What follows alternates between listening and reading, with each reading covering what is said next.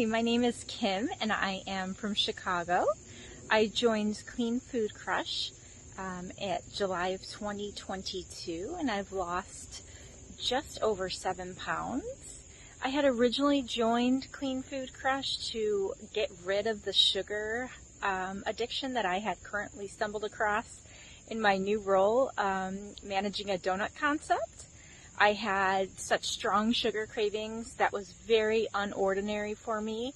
So I wanted to try something new. My weight had plateaued. I didn't know how to get off of this bad cycle of losing the same 2 to 4 pounds that was just sort of anchoring me down for the last 18 months. And I was very successful following the CleanFoodCrush challenge.